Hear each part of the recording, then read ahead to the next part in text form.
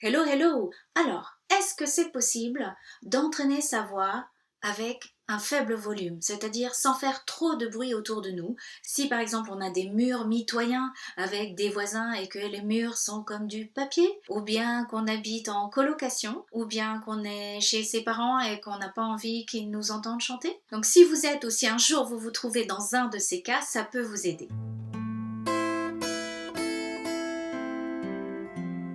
Si vous aimez chanter et que vous avez envie de découvrir la technique vocale contemporaine, abonnez-vous sous la vidéo et puis cliquez sur la petite cloche pour recevoir une notification la prochaine fois que je publierai une vidéo. Allez, on va tout de suite à notre entraînement vocal à faible volume. Alors déjà, est-ce que c'est possible d'entraîner sa voix avec un faible volume? Deuxième chose, quels sont les exercices que l'on peut faire? Troisième chose, quelles sont les limites de cet entraînement à faible volume et ce que vous pouvez faire. Alors, je vais vous demander de réfléchir. Est-ce que vous pensez, en réfléchissant bien, qu'on peut entraîner notre voix, que vous pouvez entraîner votre voix de manière ultime, c'est-à-dire au top du top, avec un faible volume, sans faire du bruit et sans embêter, sans déranger et sans qu'on sache que vous chantez? Je vous laisse réfléchir 2 secondes. Alors, on peut chauffer notre voix, on peut faire plein d'exercices, mais ça ne sera pas de manière ultime. C'est-à-dire qu'on ne peut pas tout travailler en faisant peu de bruit. Pourquoi? Parce que si vous voulez par exemple chanter une power ballad rock qui envoie avec une grosse projection vocale ou même une comédie musicale comme Les Misérables, il va falloir à un moment que vous osiez faire du bruit, que vous osiez et que vous puissiez faire du bruit. Alors je vous dirai après des astuces éventuelles si jamais vraiment vous êtes dans l'incapacité totale et que autour de vous c'est pas possible, vous ne pouvez pas projeter votre voix de manière vraiment forte. Mais c'est pas parce qu'on peut pas le faire de manière ultime qu'on ne peut pas le faire du tout. Je vais vous dire sur quels éléments du chant vous allez pouvoir vous entraîner en faisant peu de bruit. En premier, vous allez pouvoir renforcer votre support respiratoire, c'est-à-dire maîtriser l'appoggio. Appoggio, ça veut dire de chanter avec une respiration qui est plutôt basse. Ça ne veut pas dire qu'ici c'est bloqué, la respiration thoracique complètement. Non, non, non, non. Elle peut aussi avoir une amplitude. Mais ici, donc, il y a une sorte de résistance. Donc, il y en a qui emploient ce mot de résistance avec les muscles qui vraiment contrôle l'expiration. Ça, vous allez pouvoir le faire. Vous allez pouvoir renforcer le support et faire des petits exercices avec des tch, avec des s. Bien sûr, il faut savoir le faire, il ne faut pas que votre tête ne tourne, n'appuyez pas, n'envoyez pas trop d'air, si vous mettez trop de pression, c'est là qu'on voit des petites étoiles. Hein. Nous, dans les cours, dans nos cours live, on a des classes live toutes les 2 semaines sur School Vocalise, on commence souvent par des exercices, donc à volume très, très peu élevé, hein, en s, en tch, en z. Je dis toujours à mes élèves, attention, la tête tourne très très vite en faisant ces exercices. Mais donc, il suffit que vous mettiez vos mains sur votre abdomen, vous baissez vos épaules, et puis vous gonflez ici et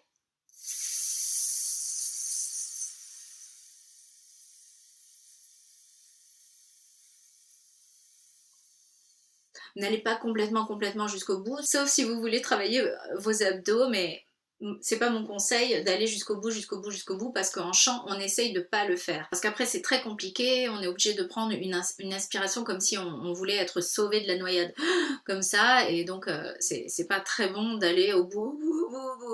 Non, il faut arriver à contrôler ses muscles pour que justement l'expire se fasse de manière progressive et sans aller au bout. Donc ça, c'est des exercices que vous allez pouvoir faire. Aussi, la même chose en respiration, c'est de faire des exercices un petit peu plus en dynamique. Donc, au lieu de faire en continu votre tss, vous allez faire des tss, tss, tss, tss. Si vous voyez, je ne sais pas si vous voyez avec le chemisier, mais je vais essayer.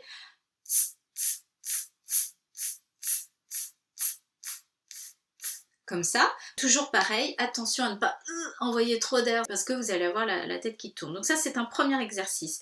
Là, effectivement, à moins de faire des zzz, il n'y a pas de phonation, donc il n'y a pas de son. Hein, si on fait des tch, Donc vous n'entraînez pas ici vos cordes vocales, on est d'accord. Mais entraîner ici les petits muscles, c'est aussi très important. Deuxième exercice que vous allez pouvoir faire sans faire trop de bruit, c'est des exercices où vous allez timbrer un minimum. Timbrer, qu'est-ce que ça veut dire? Ça veut dire accoler plus ou moins ces cordes vocales. Donc si je fais j'accole très très peu mes cordes vocales, mais je ne suis pas non plus dans la voix soufflée. Donc vous pouvez par exemple vous amuser et puis donc travailler ça, de passer de la voix soufflée à la voix qui est claire mais qui est douce. Ça veut dire une voix où on ne timbre pas très fort et donc le volume effectivement est plus faible, c'est doux.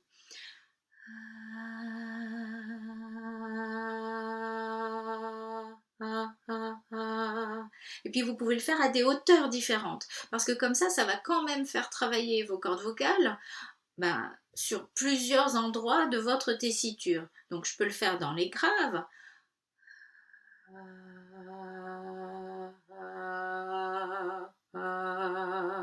Et là je suis sûre que les voisins ne m'entendent pas, hein. C'est très très très doux. Puis je peux le faire aussi dans les aigus.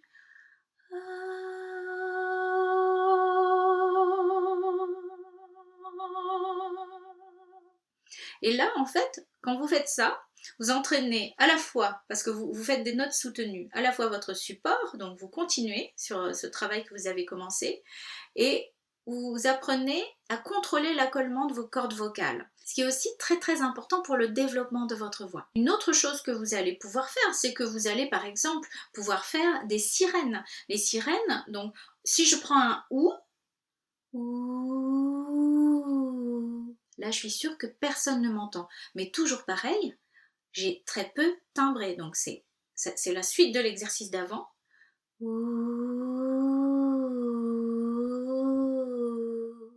Quand je fais ces sirènes-là, c'est comme si je faisais un stretching de mes cordes vocales. Elles s'allongent quand je vais dans les aigus et elles deviennent plus courtes quand je vais dans les graves. Donc c'est très doux et je peux le faire, encore une fois, sans timbrer très fort. Par contre, attention à ne pas oublier de timbrer quand même. Si vous êtes tout le temps dans le souffle, là vous n'allez pas contrôler l'accollement. Donc faites bien attention à garder cet accollement quand même avec une voix claire pour contrôler l'accollement et qu'il y ait plus de son que d'air. C'est ce qu'on veut au départ. Oui. Et je peux le faire dans mes aigus. Donc vous le ferez dans vos aigus. Vos aigus sont vos aigus, les miens sont les miens.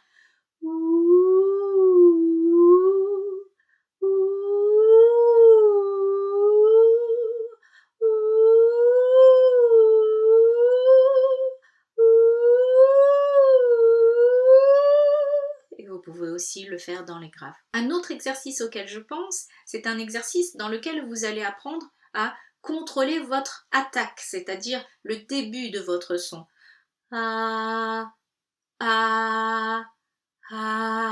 Donc j'ai fait une attaque ouverte, une attaque glottale et une attaque soufflée. Donc ça, vous pouvez aussi vous entraîner. Vous pouvez aussi faire des exercices de staccato. Alors le staccato, c'est ça.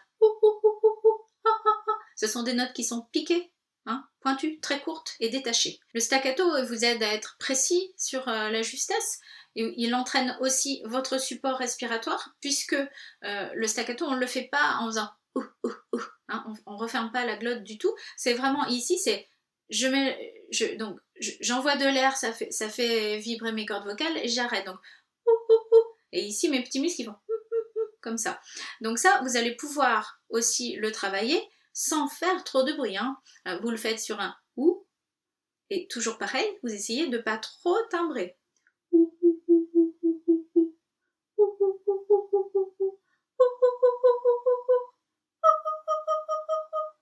Voilà, et pas plus. Si je timbre plus, évidemment, dans les aigus, par exemple, on va m'entendre. Les aigus sont plus stridents, donc plus fins, donc souvent plus forts.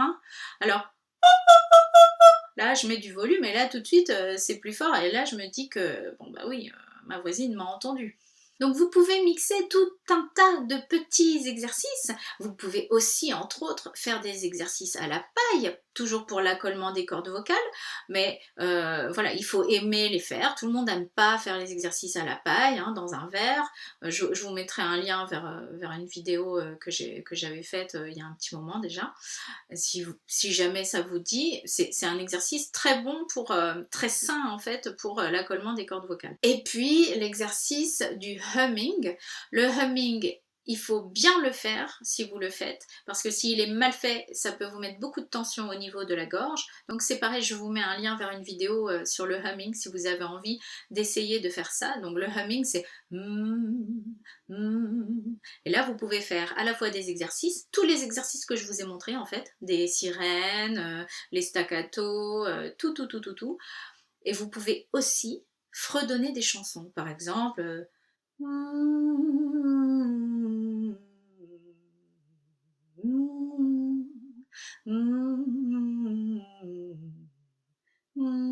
Dans vos graves, dans vos aigus.